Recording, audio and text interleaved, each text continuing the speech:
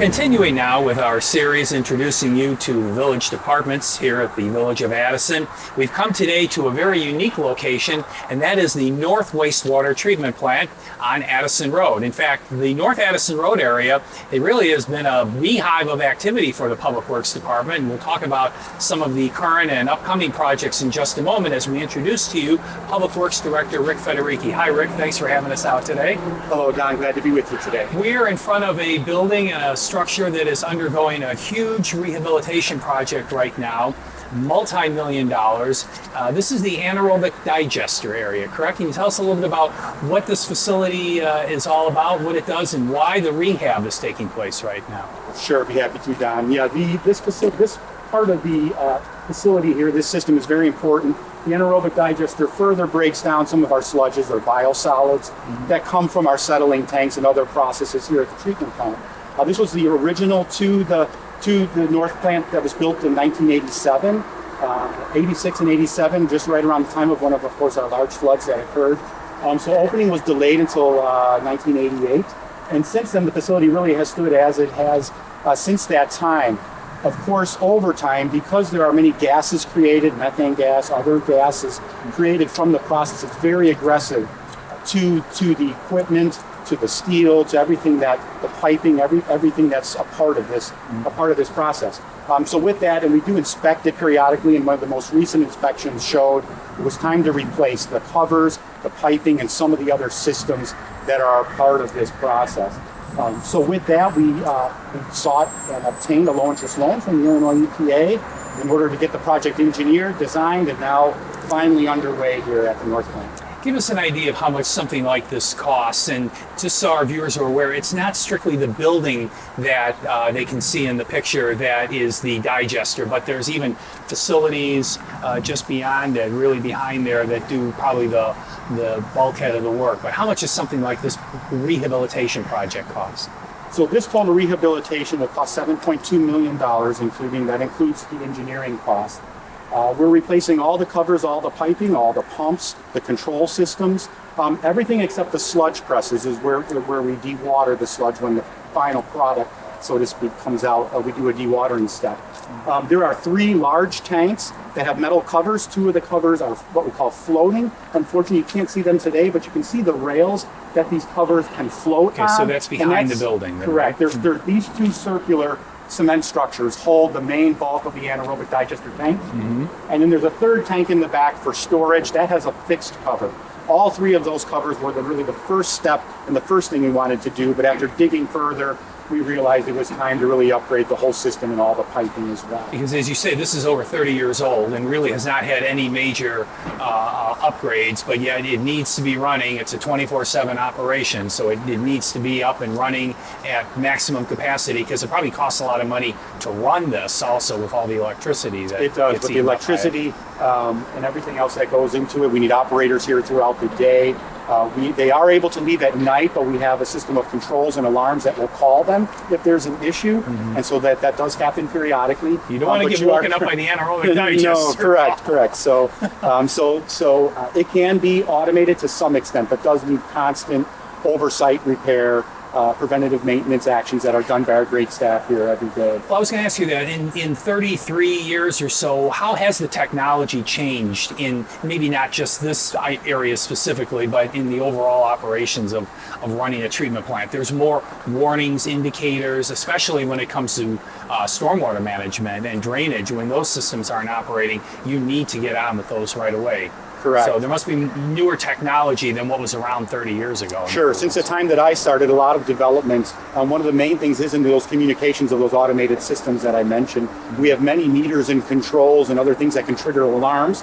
They used to go to the old pagers, if people remember the old pagers, that our staff would carry around in off hours and pick it up and get a number or a code of what was wrong. It developed from that into eventually phones. And nowadays we do what's called SCADA, which are wireless communications, where they can actually, from a smartphone, look up and see different readings from different levels from different parts of both this facility, our south facility, our A.J. LaRocca treatment plant, and our important storm lift stations that you mentioned. They can communicate and see and check the status of all those remotely from their smartphone. It's pretty amazing technology. It is amazing. It is amazing. Because this construction project is taking place right now, Rick, and has been for some time, that has limited the ability for the recycling center to operate. Can you talk a little bit about that? And again, for people who may not be aware of the proximity where we're at, we are standing almost to the point where the recycling center that was open to the public would start at more at the south end of this entire facility, but that doesn't operate now, right? Correct. Yes, where we're at, back in the southeast corner of the facility, is where the Addison Recycling Center sits. Unfortunately, we needed the space for staging and for constructing of the covers so that they can be lifted and put into place here on the building. So as a result, unfortunately, we had to temporarily close our drop-off site, our drop-off recycling center, which was both for materials and plastics and cardboard, but also electronics.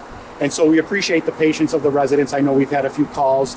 We're trying to direct them to other outlets and avenues that they can to dispose of both recyclables and electronic waste during this interim. A great resource is on DuPage County's website. They have a recycling guide, and in there are pages and pages of locations very close by that they can drop off some of those materials. The only thing I will warn residents with some of the electronics, some of the TVs and things, there can be charges. So please check the website and check with those other communities if there are to be any charges for those in the interim. Okay, so the recycling center will remain closed for the duration of this project. Correct. What we're working on now, and what we hope to have more information on soon, is that we might have a couple of isolated drop-off days where we could open up to the public. Those will be announced well in advance, probably on a Saturday, and we'll probably have to have those at our public works facility. But there'll be more information to come because we'd like to have an outlet for our residents during this difficult time here, because this project is expected to continue to November of 2021. Wow, so that's going to go a lot. Yes. Well, we've talked about 30 years, the technology, some of the things that have come up here, but let's talk a little bit about Rick. Now, have you been here for 30 years? Have you been I working have for the actually village? just over 30 Just years. over So I 30 started now. right after this facility was built. This is actually where I started in public works. Worked as a field chemist and worked in the lab.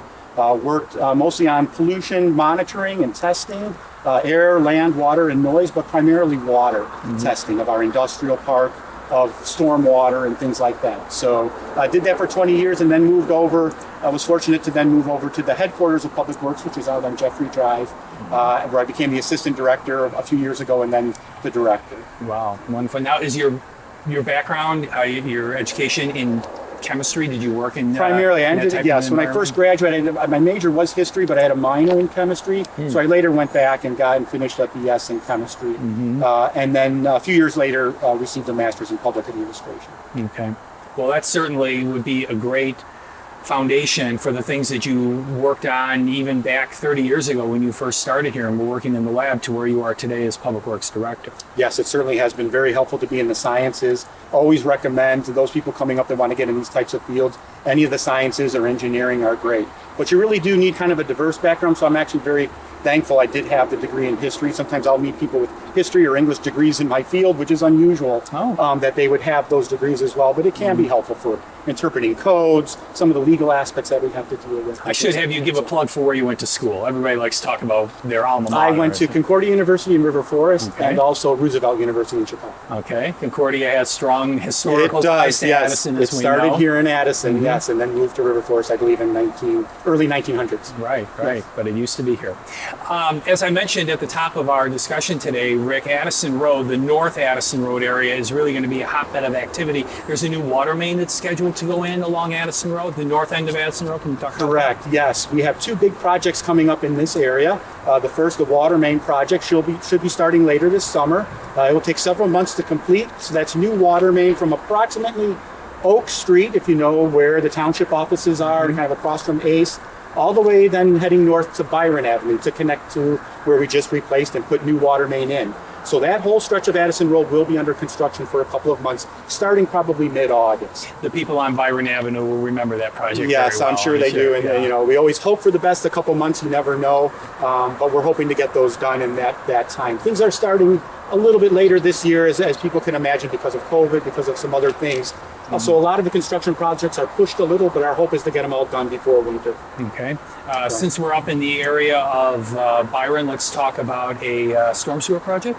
There is one. It's actually on West Byron, out by Route 53. Oh, excuse me, I'm on the wrong Yes, side. and one of our first drainage improvements that we're doing out there that will help the drainage and flow into Plomondon Pond from areas primarily North Kings Point area and a little bit of that section there around Route 53. There's been some issues over the last couple of years. It was one of the first areas that we studied and did some flow modeling and determined that we needed to have some additional piping in the ground there. So that's one of the first, and that will take place also later this summer. So that's the West Byron Byron Avenue, just east of Route 53, and then connecting to Plomondon Pond. which is a huge integral part of the village's stormwater management system. Correct. Plomondon Pond is, yes. Yeah, you want to keep that up and Yes, operating. we do. and We keep it try happy. to do that as much as we can, and we have many more projects in the works right. to address drainage. Right. Now back in this area here, a little west of where we are standing, is going to be a huge rehabilitation project again, and it's on the Roseanne Drive Bridge, correct? Can you talk about that? So if you follow Westwood Creek from where we're at, just west of here at Roseanne Drive, there's a bridge which is still original, was built, we believe, the late 50s. Oh, boy. Had been there since then, and it's just time for upgrade, where it's actually be a total replacement. So that will also be starting, expected later in August. It's a total replacement, so unfortunately that road there will be closed for several months. Oh, okay. Now we will have detours set up ahead of time, and we'll alert the community, especially those in that immediate area, of how they will still have access to everything and to all of their homes, but there will be just that initial part over the creek that will have to be closed during construction.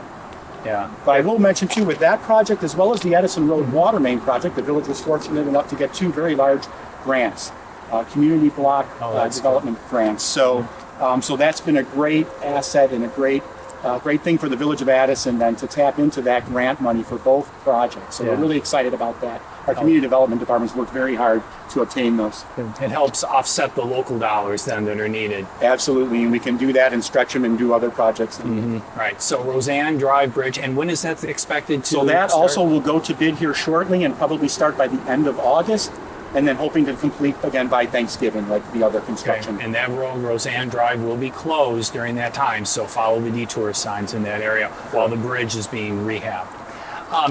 We talked about technology earlier on and talking about the digester system and how things have changed, but we do have a new form of technology. It's not that new, we've had it for several years now, and that is with the new Addison Connected mobile app that allows people to register if they have a service request or there's some other problem. And this is probably a message and a good time for us to get that word out right now. We would like people to use that app, correct? Yes, absolutely. Please download that app, Addison Connected. That app works similar to, we had one previously, Addison Connect, I believe it was, but if you go online, you can get that from the iTunes Store or Android. Load that on, and what that does is a very quick and easy way to report any kind of an issue, and many of them are related to public works. There are some police and building department issues, but there are many of our most common requests that come to public works: potholes, street lights being out, dead animal on the road, or things like that. The most common ones. Very quickly, you can go in there, give a little bit of information. What's great about the app is that it jumps a couple of steps and it ends up going right to our staff that are in the field. So they're able to address things very quickly. You'll get updates when they're working on it. So we really want residents to try to download that and give it a try. It works great. And if they don't want to do it on a smartphone, you can do it from a computer through our website. There's a section for reporting a problem, and it runs on the same software platform. That platform coordinates and integrates with our asset management and service request program, which is called Lucity. So that's why it's a great tool for people to use. We even use it in-house. When we see something, I can quickly punch it into that system and it already starts a work ticket.